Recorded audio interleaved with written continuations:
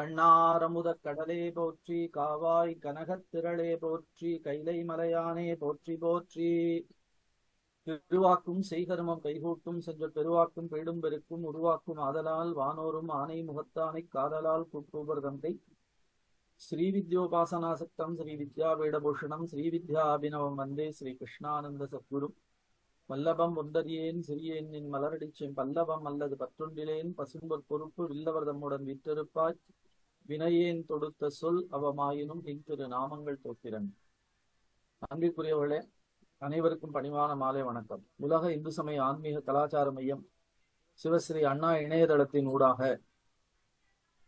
மிகச் சிறப்பாக நடைபெற்றுக் கொண்டிருக்கக்கூடிய அக்னி நட்சத்திர சிவ வழிபாட்டிலே சிவ சிந்தனை என்கின்ற தலைப்பிலே தொடர்ந்து நிகழ்வுகள் 4ஆம் தேதி முதல் நடைபெற்று வருகிறது. இன்றைக்கு இணையதளத்தினுடைய 409வது நிகழ்ச்சி மிகச் சிறப்பாக தொடங்க இருக்கிறது. இந்த நிகழ்ச்சிக்காக நம்முடைய பெருமதிப்பிற்கும் பேரன்பிற்கும் உரிய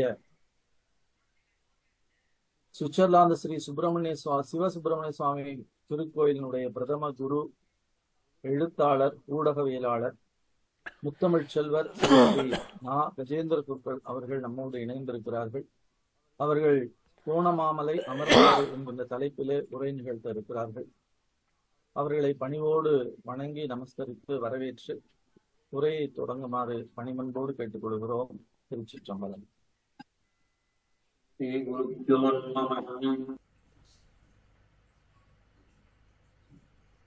அதிபூத்திய தேவாய கந்தமோதகதாரிணம்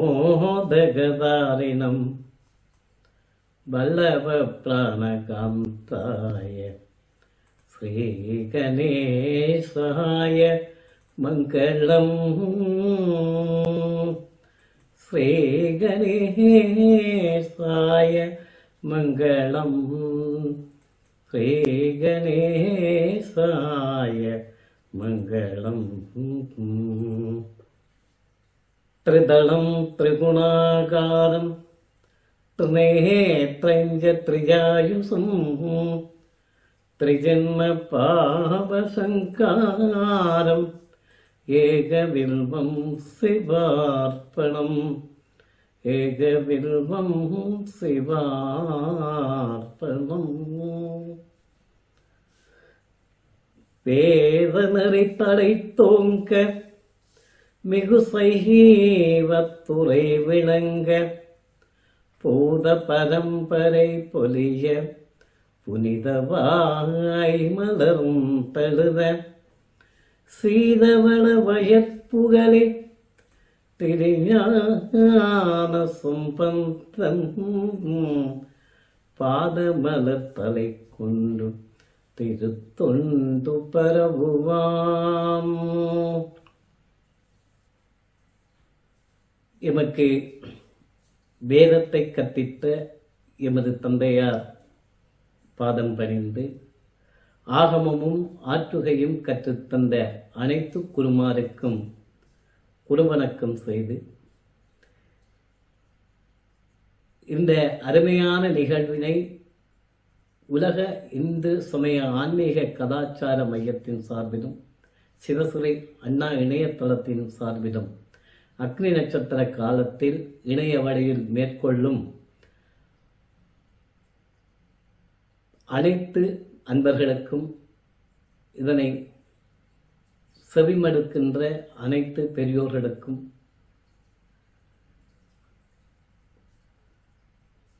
இந்த நிகழ்வினை தொகுத்து தருகின்ற மதிப்புக்குரிய இலக்கிய ஐயா அவர்களுக்கும் முதலிலே நமது மனப்பூர்வமான வணக்கங்களை தெரிவித்துக் கொண்டு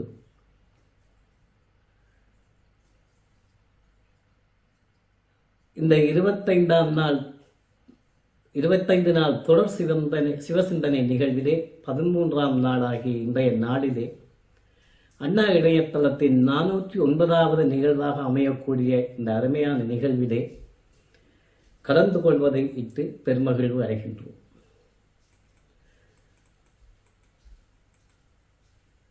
இணைய வழியிலே இணைய பதிவுகள்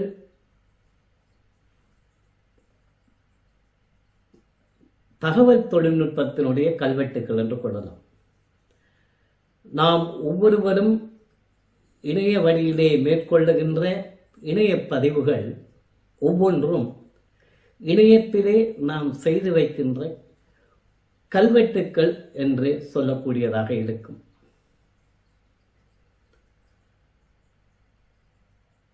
ஆகவே இணையத்தில் சரியான தகவல்கள் சேர்க்கப்பட வேண்டிய அவசியம் முக்கியமானது. செயற்கை நுண்ணறிவு வலுப்பெற்று வருகின்ற தொழில்நுட்ப யுகத்திலே இந்த தேவைகள் எதிர்காலத்திலே மிக அவசியமானது என்பதனை புரிந்த வகையிலேயே சுமார் 20 வருடங்களாக இணையத்தில் நாம் இயங்கி வருகின்றோம். இந்த விடயத்தில் ஏனைய சமயத்தவர்கள் வெகுவாக முன்னேறியுள்ளார்கள் என்பதனையும் நாம் இந்த வேளையிலே கவனத்தில் கொள்ள வேண்டும். அந்த வகையில் இதை உணர்ந்து செயற்படும் அனைவருக்கும் நன்றிகளும் நம்மாலான உதவிகளையும் செய்வதற்கான சித்தமுடன் இன்றைய இந்த நிகழ்வினை தொடர்கின்றோம். அண்ணா சிவசிந்தனை குறித்து உரை நிகழ்த்தும்படி அழைத்த போதிலே நமக்கு உடனடியாக நினைவிற்கு வந்தவர் திருக்கோணேஸ்வர பெருமானார்.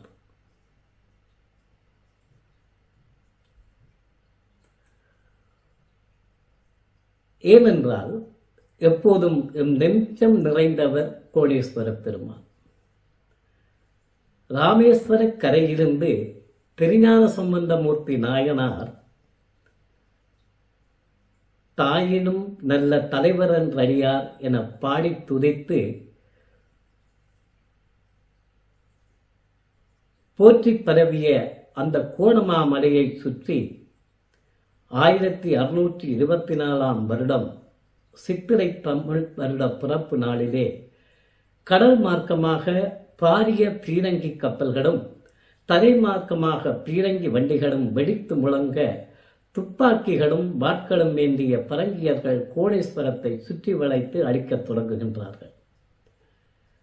தாம் இறக்கப் போகின்றோம் என்று தெரிந்தும் கடைசி வரை அக்கோவிலை பாதுகாக்க முயற்சித்த அர்ச்சகர்களும் கோவில் பணியாளர்களும் தம் உயிரினும் மேலாக தாம் நேசித்து போற்றிய விக்கிரகங்களையும் பூஜை பொருட்களையும் எடுத்துக்கொண்டு தமக்கு தெரிந்த வழிகளிலே கோவில் பிரகாரத்திலிருந்து வெளியேறி ஓடுகின்றார்கள்.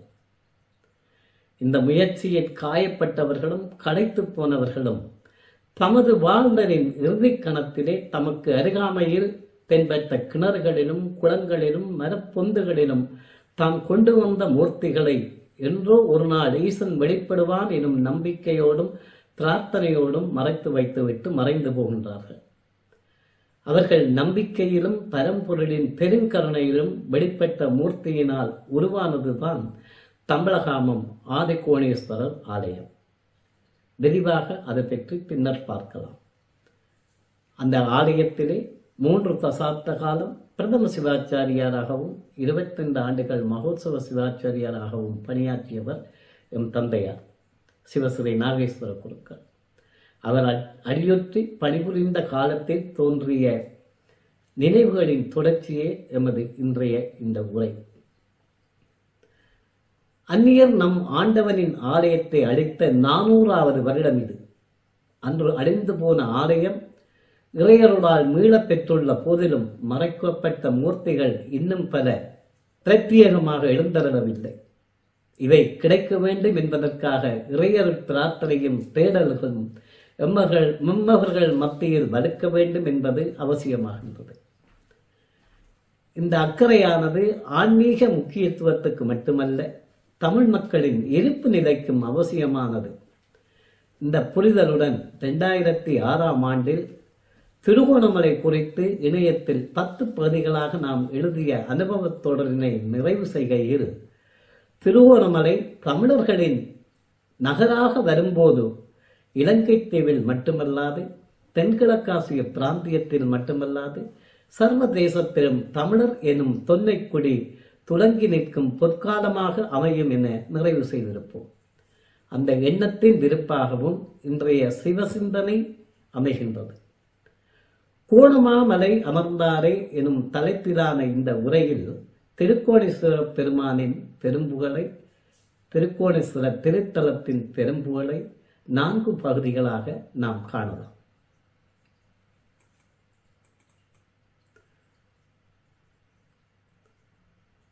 முதற் பகுதி புராண இதிகாச கால கோணேஸ்வரம். 2ஆம் பகுதி தமிழ் மன்னர்கள் போற்றி துதித்த கோணேஸ்வரர் திருத்தலம். 3ஆம் பகுதி அந்நியர் அழைப்பின் பின்னதாக உருவான தம்பலகாமம் ஆதி கோணேஸ்வரர் ஆலயம். 4ஆம் பகுதி திருக்கோணேஸ்வரத்தில் மீளுருவான கோணேஸ்வரர் ஆலயம். இவை 4ஐயும் நாம் இனி படிமுறையாக பார்த்து வருவோம். முதற் பகுதியான புராண இதிகாசமான கோணேஸ்வரம். இலங்கை தீவினை சிவபூமி என்பார்கள். ஈஸ்வர தலங்களான வடக்கே நகுடேஸ்வரம், கிழக்கே திருக்கோணேஸ்வரம், தெற்கே தொண்டீஸ்வரம், மேற்கே முனேஸ்வரம், வடமேற்கே திருக்கேதீஸ்வரம் என அமைந்த பஞ்ச ஈஸ்வர தலங்கள் மட்டுமன்றி பல்வேறு சிவாலயங்கள் நிறைந்த பூமி இலங்கை திருநாடு.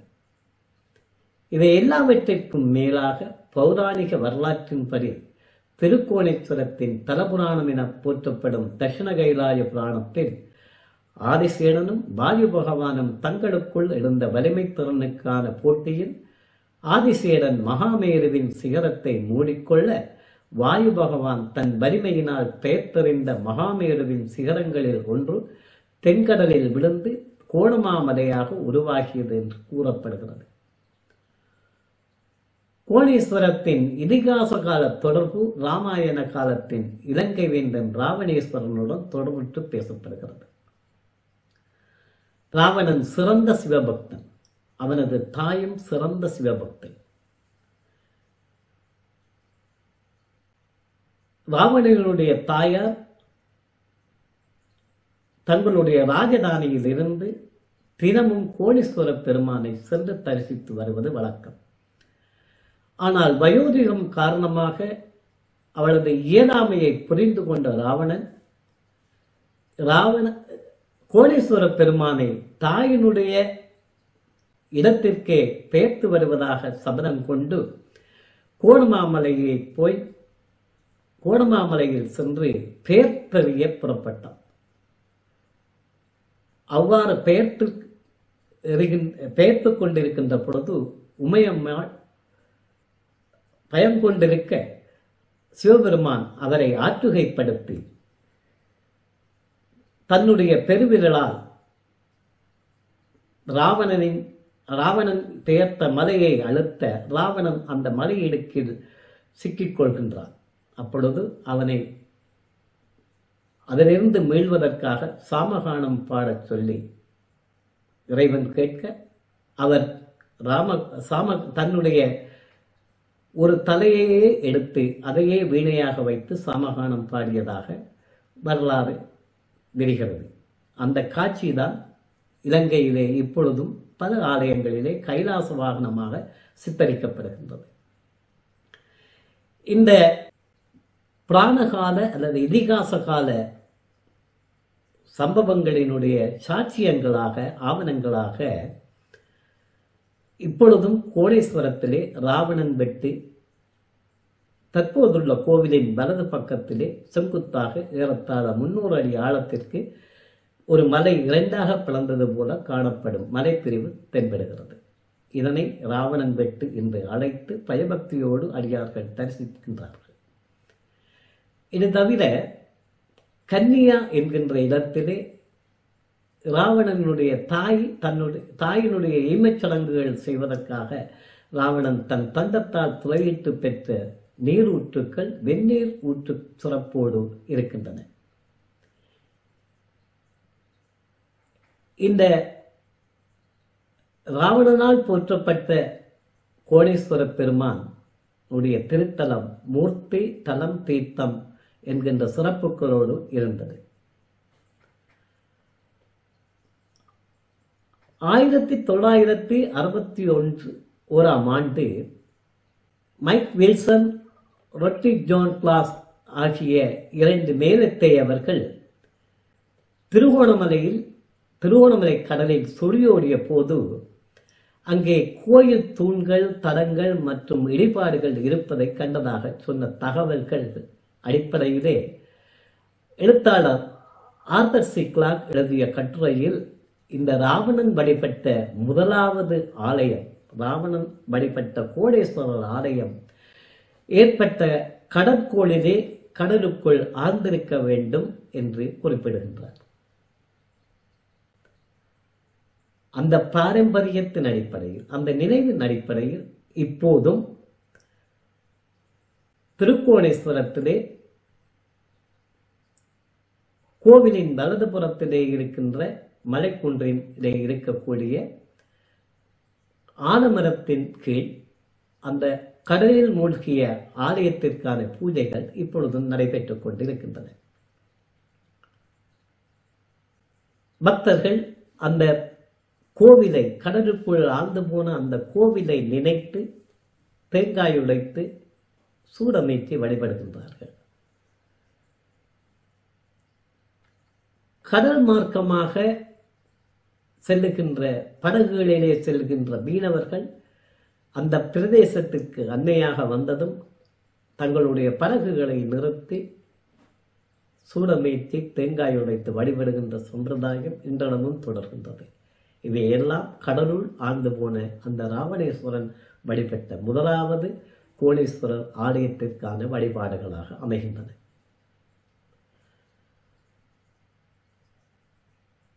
இனி 2ஆம் பகுதியில் ஆக நாம் தமிழ் மன்னர்கள் போற்றி துதித்த கோடேஸ்வரத்தினை காண்போம். முன்னைய கோடேஸ்வரர் ஆலயம் கடற்கோளினால்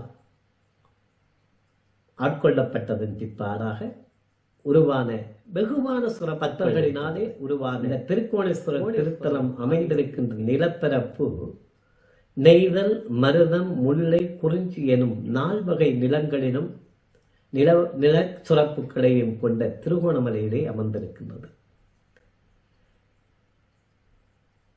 இதனை ஞானசம்பந்த பெருமான் தன்னுடைய திருக்கோணமலை பதிகத்திலே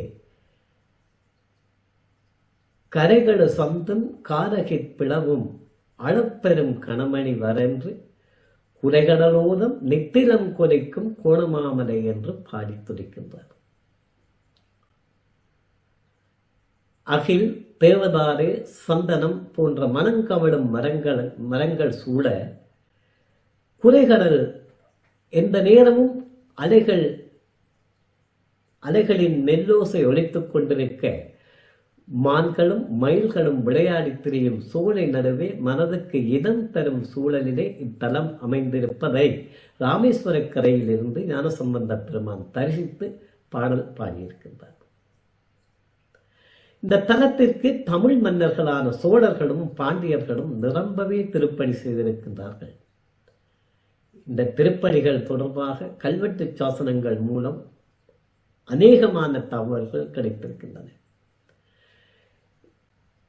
இவ்வாறு திருப்பணி செய்த சோழ மன்னர்களிலே முக்கியமானவனாக குளக்கோட்டு மன்னன் சொல்லப்படுகின்றார்.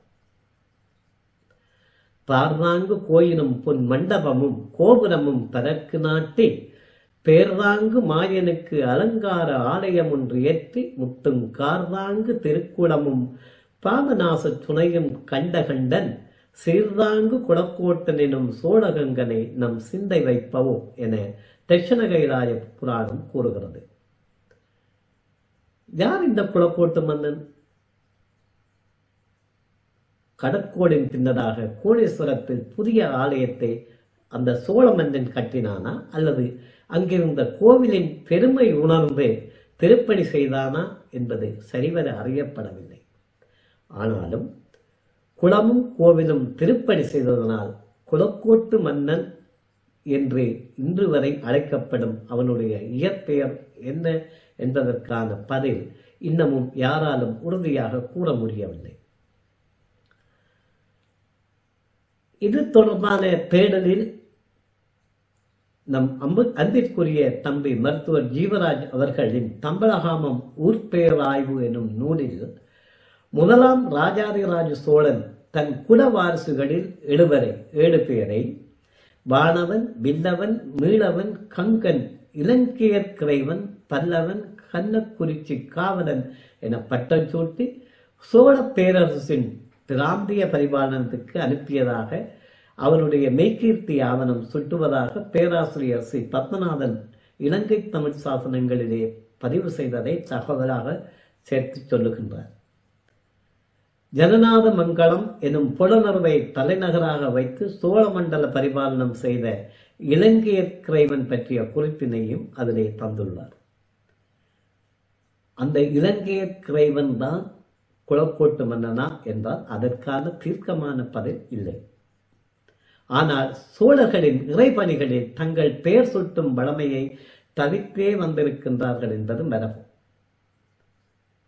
அந்த மரபினை அவர்கள் இங்கும் பேணியிருக்கின்றார்கள் என்பதனை இதன் மூலம் நாம் நன்கு உணர முடியும். கிறிஸ்துவுக்கு பின் 7ஆம் நூற்றாண்டில் சைவ மறுமலர்ச்சி ஏற்பட்டு பழைய கோயில்கள் கருங்கோயில் கோயில்களாக உருவான போதும் கிறிஸ்துவுக்கு பின் 11ஆம் நூற்றாண்டில் ஈழத்தில் சோழராட்சி நடைபெற்ற போதும் கோடீஸ்வர் கோயில் பெருங்கோவிலாக கருங்கோயில் கோவிலாக கட்டப்பட்டிருக்கலாம். குளக்கோட்டு மன்னன் அந்த பணிகளிலே குளக்கோட்டு மன்னன் இணைந்திருக்கலாம். குளக்கோட்டு மன்னன் கருங்கோவிலை மட்டும் கட்டவில்லை, அதற்கான கோவில் பணியாளர்களையும் தமிழகத்திலிருந்து அழைத்து வந்து நியமித்து நிபந்தங்களாக வயற்காணி நிலங்களையும் அந்த வயல் நிலங்களுக்கான நீர்ப்பாசனத்திற்காக கந்தளாய் குளத்தினையும் கட்டினான் என்பது குளக்கோட்டன் கட்டளைகள், கோணேஸ்வர் கல்வெட்டு, கந்தளாய் கல்வெட்டு, குச்சவெளி கல்வெட்டு, திரியாய் கல்வெட்டு, கங்குவேலி கல்வெட்டு, பழமோட்டை சாசனம், பிரடரிக் கோட்டை சாசனம், குடுமியான்மலை கல்வெட்டு முதலிய கல்வெட்டுக்கள் மூலம் அறியப்படுகின்றது.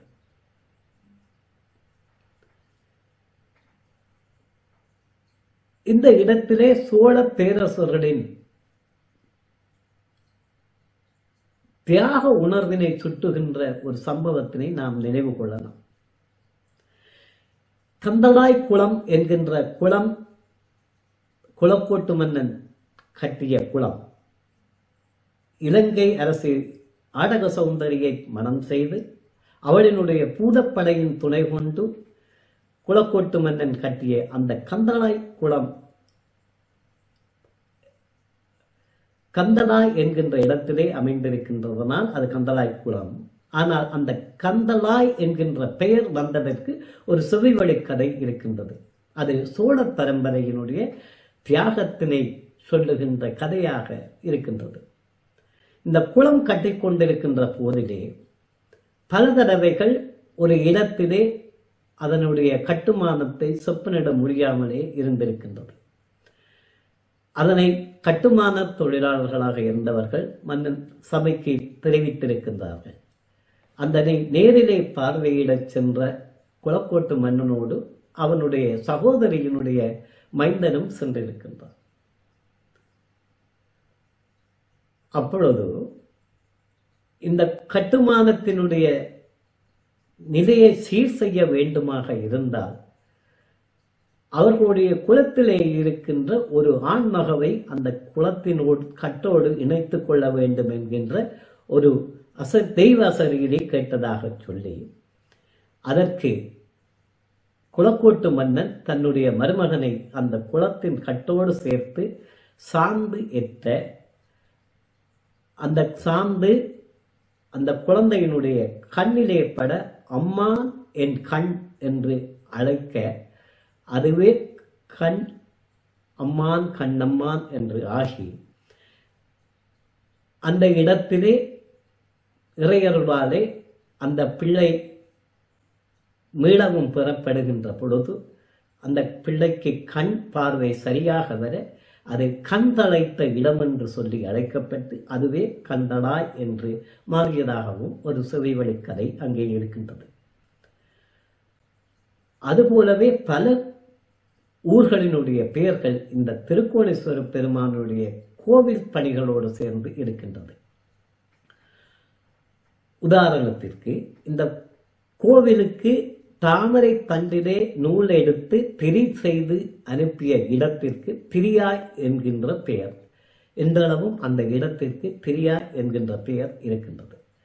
அதுபோலவே கோவிலுக்கு மல்லிகை பூக்கள் அனுப்பிய இடம் மல்லிகை தீவு என்றும், கோவிலுக்கு பால் பொருட்கள் அனுப்பிய பசும் பண்ணைகள் இருந்த இடம் பட்டித்திடல் என்றும் இன்றளவும் அழைக்கப்படுகின்றன.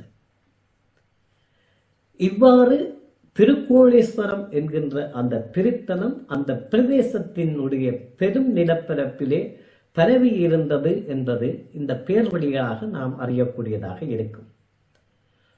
சோழர்களை தொடர்ந்து பாண்டியர்களும் இந்த கோவிலுக்கு திருப்பணி செய்துள்ளார்கள் என்பதனை ஆங்காங்கே நாம் அறியக்கூடிய ஆவணங்கள் கிடைக்கின்றன. திருக்கோணேஸ்வரம் என்கின்ற திருத்தலத்திலே அந்த கோணமாமலையிலே தனியே இறைவனுக்கு மட்டும் கோவில் இருந்ததாக இல்லை. அங்கே 3 பெரும் கோவில்கள் இருந்ததற்கான ஆவணங்கள் வெளிப்பட்டிருக்கின்றன. திருக்கோணேஸ்வரத்திலே பிரதான ஆலயமாக கோணேஸ்வர பெருமானிற்கும், அதற்கு அடுத்ததாக தேவி மாதுமையம்பாளுக்கும், அதன் பின்னதாக திருமாலுக்கும் ஆலயம் இருந்ததாக தெரிய வருகின்றது. இது தொடர்பிலே கிறிஸ்துவுக்கு பின் 1624ஆம் ஆண்டில் கோணேஸ்வரர் கோவிலை இடித்தளித்த போர்த்துகேய தளபதி கான்ஸ்டன்டைன் தீசா போர்த்துகலுக்கு அனுப்பி வைத்த குறிப்புகள் இந்த தகவலை தெரிவிக்கின்றன. இந்த பகுதியிலே நடந்த நில அகழ்வில் கண்டெடுக்கப்பட்ட மகாவிஷ்ணு லட்சுமி விக்கிரகங்கள் இதனை உறுதி செய்கின்றன. இந்த விக்கிரகங்கள் பின்னமடைந்து விட்டதனாலே இப்பொழுதும் கோணேஸ்வரத்திலே பிரகாரத்திலே இதனை வைத்திருப்பதை காணக்கூடியதாக இருக்கும். இதில் சைவ மக்களின் கோவில் பற்று மீதான மற்றும் ஒரு தகவலும் அறிய வருகின்றது. போர்த்துகீச ஆட்சிக்கு பொறுப்பாக இருந்த கான்ஸ்டன்டைன் தீசாவினுடைய காலம் 1618 முதல் 1630 என்று குறிப்பிடப்படுகின்றது. இந்த காலத்திலே 1624 தான் கோவில் இடிக்கப்படுகின்றது. அதற்கு முன்னதாக இந்த கோவிலை இடிக்காமல் இருப்பதற்கும் அந்த கோவிலே வழிபாடுகள் ஏற்றுவதற்காகவும் போர்த்துகீச ஆட்சியாளர்களுக்கு தங்களுடைய வழிபாட்டு உரிமையை காப்பாற்றிக் கொள்வதற்காக நமது மக்கள் கப்பம் அல்லது வரிகள் கட்டி வந்திருக்கின்றார்கள் என்கின்ற குறிப்பும் கிடைக்கிறது. அதன் பின்னதாக 1624 ஏதோ ஒரு அரசியல் மாற்றமோ அழுத்தமோ ஏற்பட அந்த சமயத்திலே அங்கிருந்த கோவில்கள் அழிக்கப்பட்டிருக்கின்றன. ஆனால் இந்த அழிப்பு முயற்சி பரங்கியர்களால் நிகழும் என்கின்ற முற்கூற்று நிதர்சனமும் இந்த கோவில் பிரகாரத்திலே கல்வெட்டாக பதிய பெற்றிருக்கிறது என்பதுதான் நமக்கு ஆச்சரியம் தரக்கூடிய ஒரு செய்தி. அதனிலும் ஆச்சரியம் என்னவென்றால், யார் அந்த கோவிலை இடித்தார்களோ, அந்த கோவிலை இடித்து அந்த கோவிலினுடைய கற்களினாலே கடற்கோட்டையை கட்டினார்களோ, அந்த கோட்டை வாசலிலே அந்த கருங்கற் சாதனம் வந்துவிட்டது என்பதும் ஒரு தெய்வ செயலேதான். அந்த கல்லிலே காணப்படும் சாசனத்திலே அந்த முட்கூற்று நிதர்சனம் இருக்கின்றது கல்வெட்டு சாசனமாக. அதிலே எழுதப்பட்டிருக்கின்ற வாசகங்கள்: முன்னே குளக்கோட்டன் மூட்டும் திருப்பணியை, பின்னே தரங்கி பிடிப்பனே, மன்னாக்கள் பூனைக்கண் செங்கண் புகைக்கண்ணன் நாண்டபின் மானே வடுகாய் வரும் என்கின்ற வரிகள் அந்த கல்வெட்டிலே பதியப்பட்டிருக்கின்றன.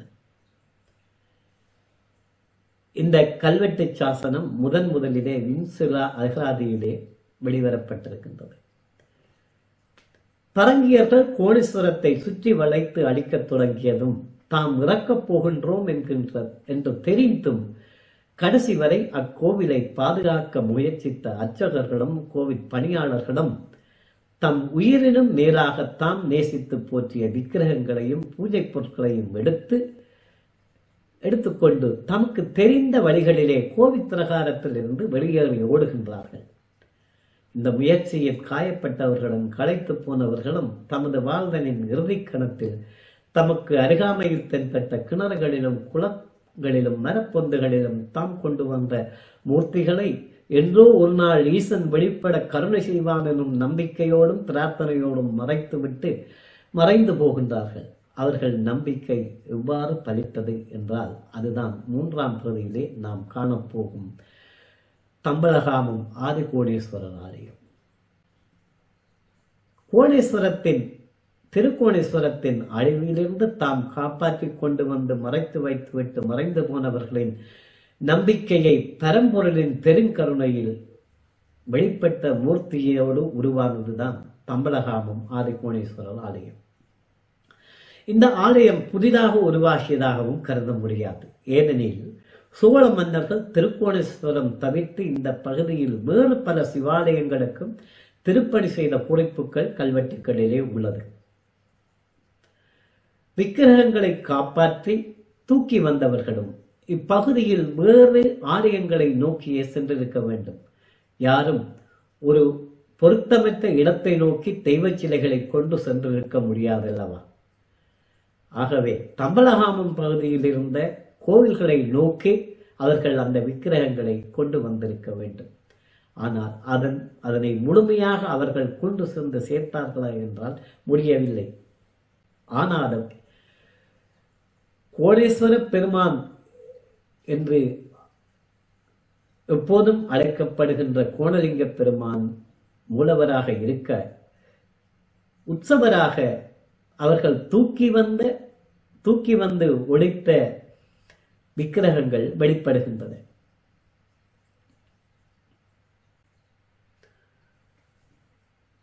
கோணேஸ்வர பெருமானுடைய கோவில் என்பது கோணலிங்கம் என்கின்ற அந்த பெயர் சொல் பல சிவாலயங்களிலும் இருந்திருக்க வேண்டும் என்றும் எண்ணத் தோன்றுகின்றது.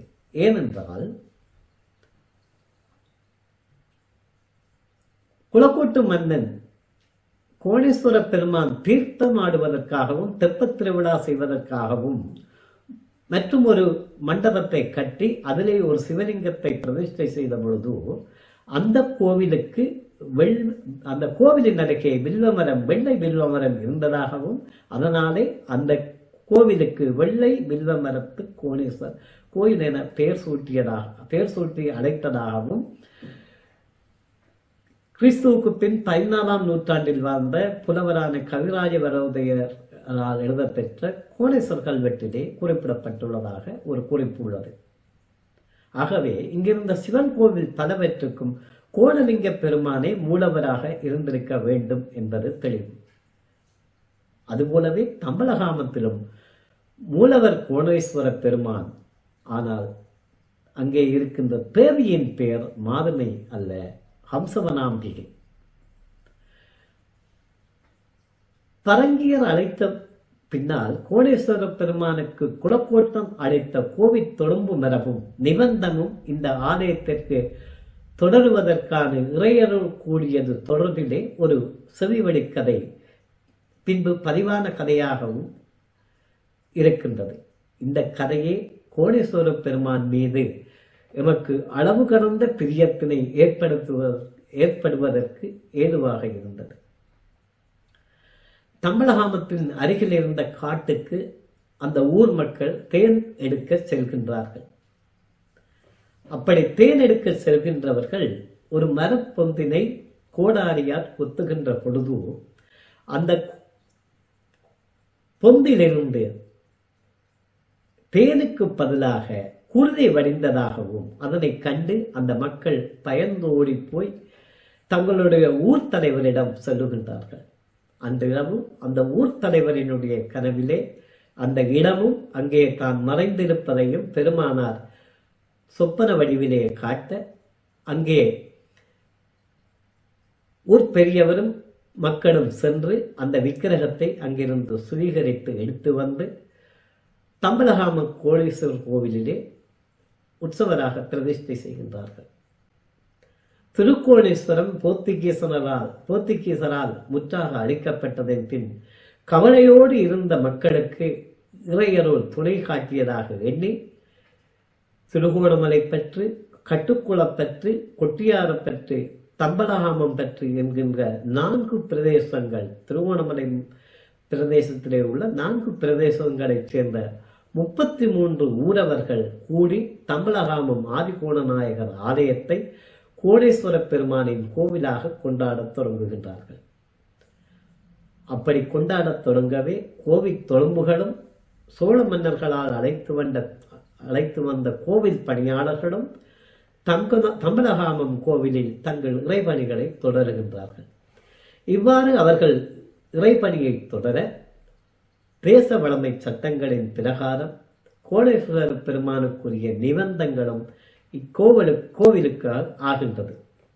அப்போதிருந்து இப்பொழுது வரை இக்கோவிலின் வழிபாட்டு நடைமுறைகள் யாவும் குளக்கோட்டன் கல்வெட்டு பிரகாரமே நடைபெற்றும் வருகின்றன.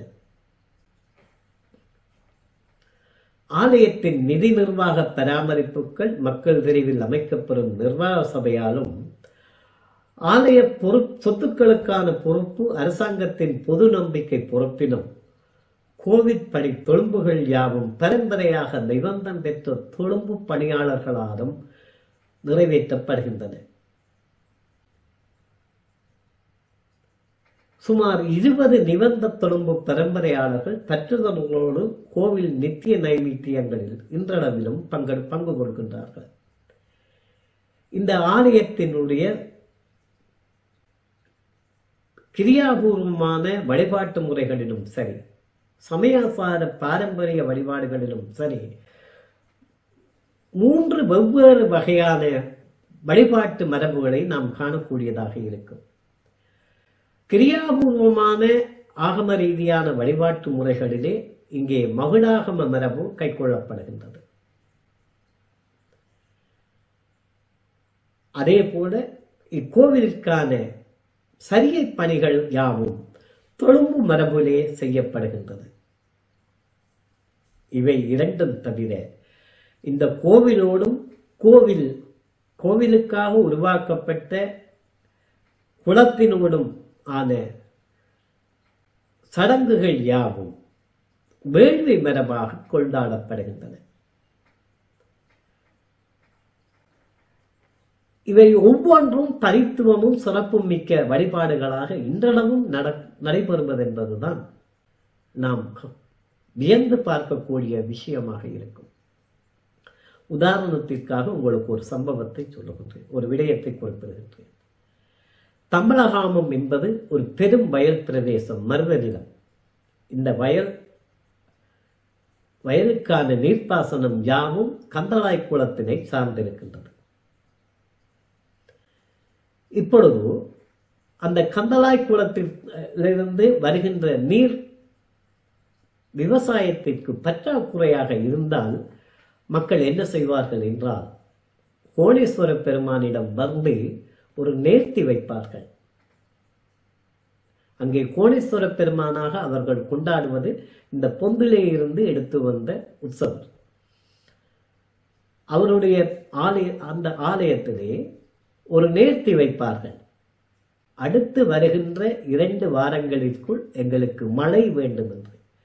அந்த பிரார்த்தனையின் போது அவர்கள் அந்த பிரார்த்தனை நடைபெறுகின்ற காலங்களிலே யாவும் அந்த இறைவனிற்கு பச்சை பட்டாடை தான் உடுத்துவார்கள். அதே போன்று வேறு பூக்களினாலே பூஜைகள் நடைபெறாது. தனியே பில்வ பத்திரத்தினால் மட்டுமே பூஜைகள் நடைபெறும். இந்த பிரார்த்தனையின் பலிதமாக அந்த 2 வார கால பகுதிக்குள் அந்த பகுதியிலே மழை இன்றும் சொரிகின்றது. அதனை ஏற்று அந்த மக்கள், பயன்பெற்ற மக்கள் அனைவரும் அதற்கான நேர்த்திக்கடனாக இந்த கந்தளாய் குளத்திற்கும் இந்த கோணேஸ்வர பெருமானிற்குமான பொருட்களை வேள்வி மரபு முறையிலே எடுத்து வந்து அபிஷேகம் பூஜைகள் செய்வார்கள். முதலிலே கோணேஸ்வர பெருமானிற்கும் பின்னதாக கந்தளாய் குளத்தின் காவல் தெய்வத்திற்கும் அந்த வேள்வி வழிபாடுகள் நடைபெறும்.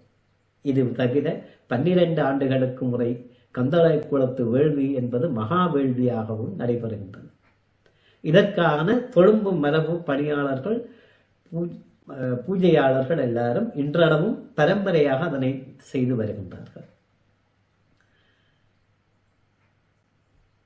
இந்த தொழும்பு மரபின் வழி தமிழகத்திலே அருகிவிட்ட சோழர் மரபு மக்கள் வாழ்வியதை இன்றளவும் அந்த பகுதியிலே பேணி வருகின்றது என்பது ஒரு சிறப்பான விடயம்.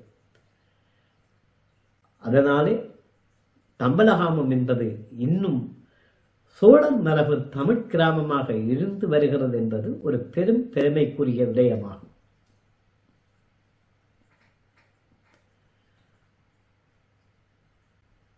இந்த பெருமிதத்தோடு இப்பொழுது நாம் இந்த கோவிலினுடைய வேறு பல சிறப்புகளையும் காணக்கூடியதாக இருக்கும். ஆனாலும் நாம் ஒரு நேர காலம் பொருதி இங்கே அடுத்த பகுதிக்கு செல்ல இருக்கின்றோம். ஆனால் அதற்கு முன்னதாக சில விடயங்களை சுட்டலாம் என்று விரும்புகின்றேன். இங்கே கிரியாபூர்வமாக நடைபெறுகின்ற மௌடாகம வழிபாட்டு முறைகளிலே பல்வேறு விடயங்கள் இன்றளவும் மன்னராட்சியில் நடந்தது போன்ற நடைமுறைகள் பேணப்படுகின்றன. அதற்கான தொழும்பு பணியாளர்களும் இருக்கின்றார்கள். குறிப்பாக சொல்வதானால் ஓதுவார்கள் இந்த ஆலயத்துக்கென்றே இன்றளவும் பரம்பரையாக இருக்கின்றார்கள். அவர்களை தவிர இந்த ஆலயத்திலே வேறு யாரும் தேவாரங்கள் திருமுறைகள் பூஜை நேரங்களிலே பாட முடியாது.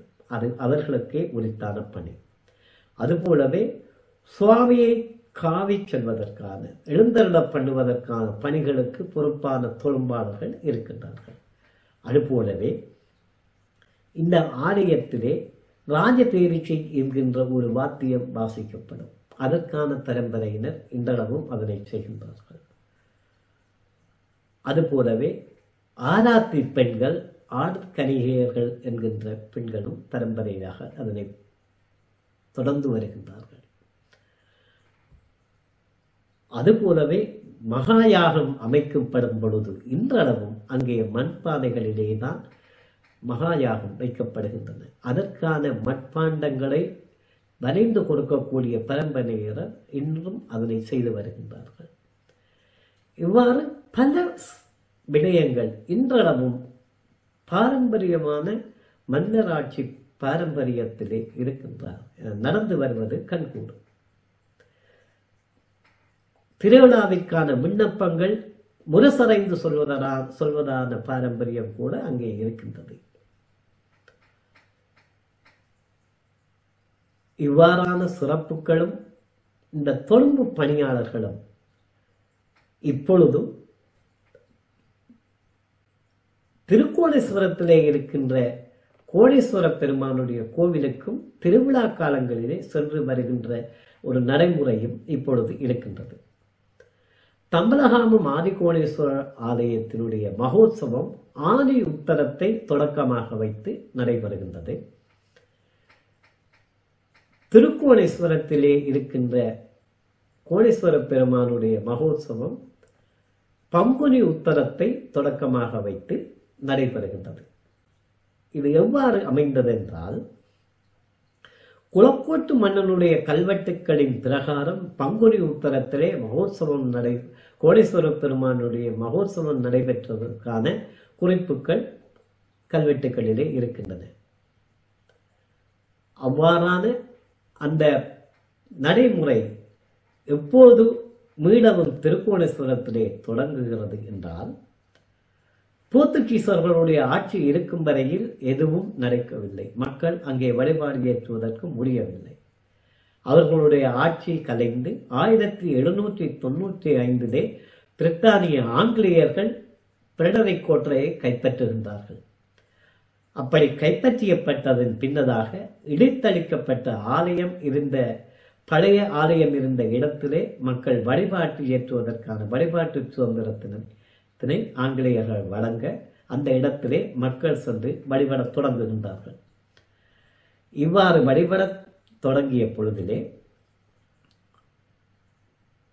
அந்த வழிபாடுகளின் தொடர்ச்சியாக 1950ஆம் ஆண்டிலே மக்கள் அந்த இடத்தில் கோணேஸ்வர பெருமானுக்கு ஒரு கோவில் எழுப்ப எண்ணிய போது தெய்வ சித்தமாக அங்கே அந்த பகுதியிலே தோண்டப்பெற்ற ஒரு நிலத்திலே தோண்டப்பெற்ற பொழுது அங்கிருந்து இந்த முன்னவர்கள் புதைத்து வைத்த அல்லது ஒழித்து வைத்த மறைத்து வைத்த விக்கிரகங்கள் வெளிப்படுகின்றன.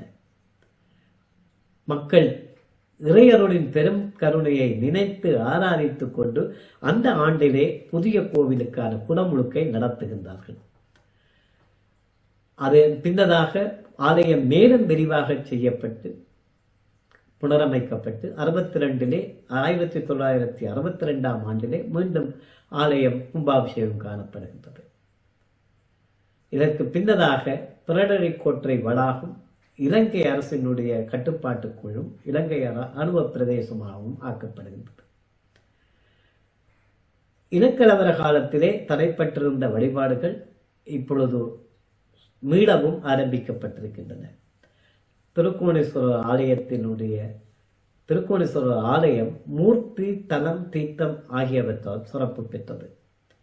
இத்தலத்தில் இறைவனுடைய பெயர் கோணேஸ்வரர், இறைவியினுடைய பெயர் மாதுமையம்பாள், கோவிலினுடைய தீர்த்தம் பாபநாசம், கோவிலினுடைய தலம் விருட்சமாக இருப்பது மலைப்பாறைகளுக்கு நடுவே கம்பீரமாக இருக்கின்ற கல்லால் என்று அழைக்கப்படுகின்ற ஆலமரம்.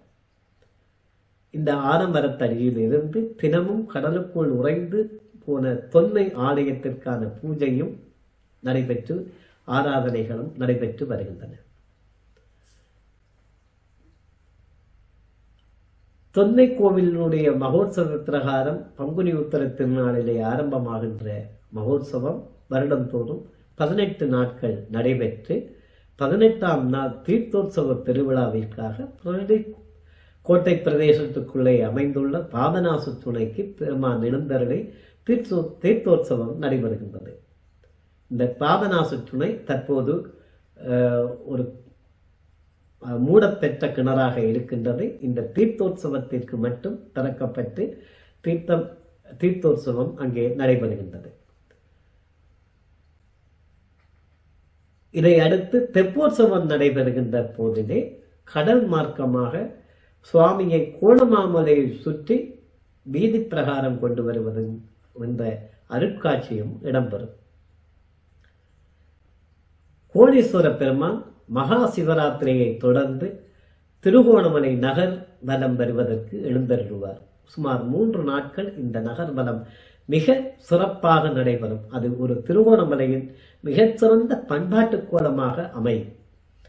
திருகோணமலை பிரதேசத்திலே அமைந்துள்ள ஏனைய ஆலயங்கள் பலவற்றுக்கும் பெருமான் எழுந்தருளி அருள்பாலிக்கின்ற ஒரு அழகிய நாட்கள், வரம் நிறைந்த நாட்கள், மகிழ்ச்சியும் கொண்டாட்டமும் நிறைந்த நாட்கள். வீதிகள் எல்லாம் அலங்கரிக்கப்பட்டு நிறைகுடங்கள் வைத்து மிக கோலாகலமாக நடைபெறுகின்ற ஒரு பெரும் நகர் கொண்டாட்டம் அது. திருகோணமலைக்கு மற்றும் ஒரு சிறப்பு உண்டு. தமிழகத்திலே கும்பகோணத்தை கோவில் நகரம் என்று சொல்லுவார்கள். அதுபோல இலங்கையிலே திருகோணமலை ஒரு கோவில் நகரம் என்று சொல்லலாம். திருகோணமலை கோணேஸ்வரர் தவிர்த்து பத்ரகாளியம்மன், விநாயகருக்கு ஒரு தனி கோவில், வில்லுன்றை கந்தசுவாமி கோவில், பெருமாளுக்கு ஒரு கோவில், அதனை தவிரவும் மிகச் சிறப்பாக சனீஸ்வரனுக்கு ஒரு தனி கோவிலும் அந்த மண்ணிலே உண்டு. இவ்வளவு சிறப்புகளும் நிரம்பிய அந்த கோவிலிலே இருந்த பாரம்பரியமான ஆலயம் மறைந்து போய் 4 நூற்றாண்டுகள் ஆகின்றன. அங்கே இருந்த மூர்த்தங்கள் பிரிக்கப்பட்டு 4 நூற்றாண்டுகள் ஆகின்றன. இறையருள் சொத்துக்கள் இன்னமும் முழுமையாக சேர்ந்ததாக இல்லை, தேடப்பட வேண்டியவையாகவே இருக்கின்றன. இவை தொடர்பான ஒரு எண்ண அலையினை, மக்களினுடைய ஆர்வத்தினை இந்த ஆண்டு சித்திரை மாதம் முதல் அடுத்த ஆண்டு சித்திரை வரை தொடர்ச்சியாக செய்வதாக நாம் சில அன்பர்கள் இணைந்து இந்த முயற்சிகளை மேற்கொண்டு வருகின்ற வகையிலே தான் இன்று இங்கும் இந்த கோணமாமலை அமர்ந்தாரே என்கின்ற தலைப்பிலே நாம் இந்த உரையை நிகழ்த்தினோம். அண்மையிலே தமிழ்நாட்டில் சீர்காழி சட்டநாதர் கோயில் புனரமைப்பு பணியின் போது பூமிக்கடியிலிருந்து பஞ்சலோக சுவாமி சிலைகளும் செப்பேடுகளும் கிடைத்திருந்தது.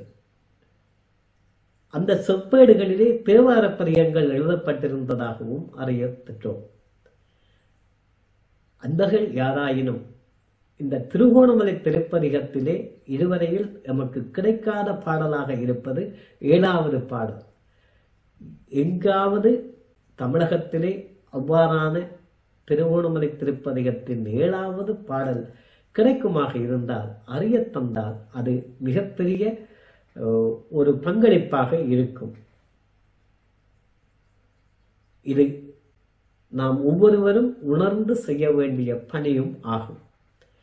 அந்த வகையிலே இன்றைய நாளிலே இந்த சிவசிந்தனை நிகழ்விலே இவ்வளவு நேரமும் இலங்கையின்